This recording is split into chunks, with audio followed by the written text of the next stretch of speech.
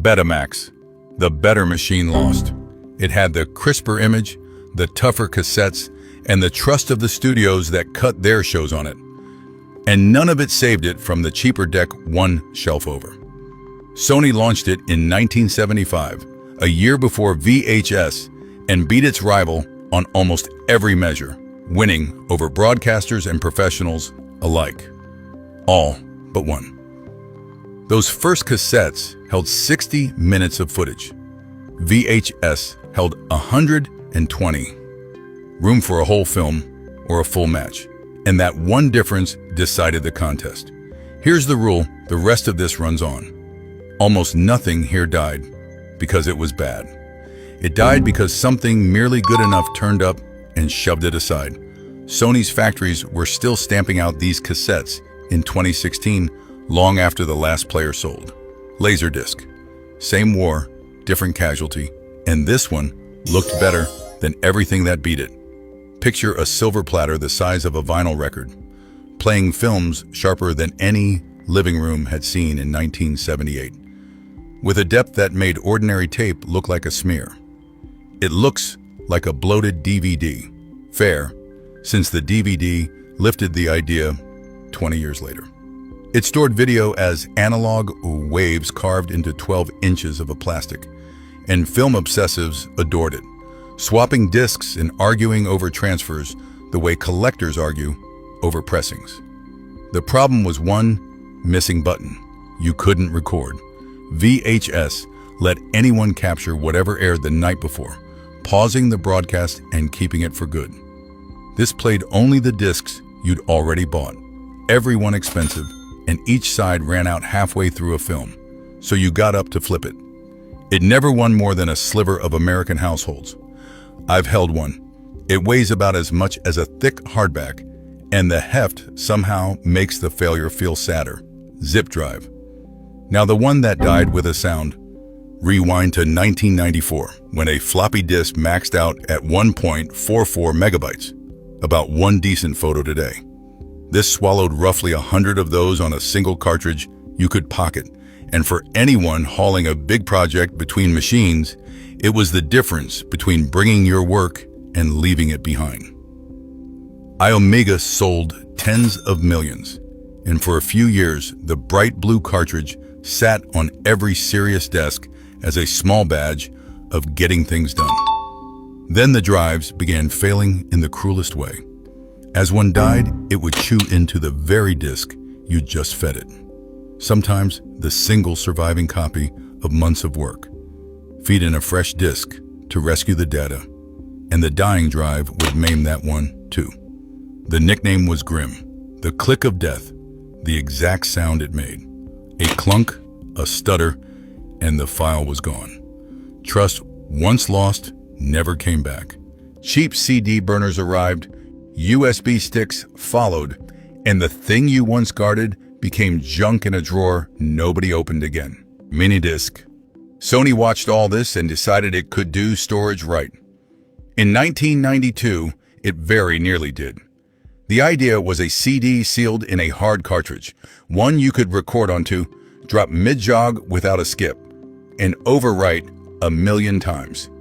The engineering was beautiful. The players were jewel-like little things that felt expensive in the palm, and across Japan, it sold well. So why isn't one in your pocket today? It ran on Sony's private compression format, A-Track, which quietly fenced you inside Sony's world and made moving music in or out a small ordeal. Keep that fence in mind. It's the point of what follows. Then the iPod arrived. 1,000 songs on one drive, no discs to carry, no cartridges to label and lose. Sony kept this alive until 2013, long after the contest was over. Quick one before we move on. How many of these did you actually own? Tell me below. And if watching old gadgets get a proper send-off is doing something for you, tap like. It keeps this channel going. Memory stick. That instinct to fence you in? Here it is in its purest form. By 1998, memory cards were just taking off, and Sony refused to touch anyone else's standard. It built its own and forced it into nearly everything it made. The PlayStation, its camcorders, its cameras, the PSP. Owning Sony gear meant buying these, only these, at whatever price Sony alone decided to set on the day. What Sony overlooked was everyone else. A plain little standard named SDE did the exact same job, and any manufacturer was free to make it. So SD got cheaper and roomier far faster than one company could ever manage alone, with dozens of factories all racing each other down in price. A 4 GB memory stick cost a fortune next to an SD card that held more for less. Eventually, Sony caved and put SD slots in its own machines. When a company finally adopts the thing it spent 15 years fighting, that isn't an upgrade. It's a quiet apology. UMD, Sony's third attempt. And this time the format rode in on a device people adored. Released in 2004, the PSP felt like magic.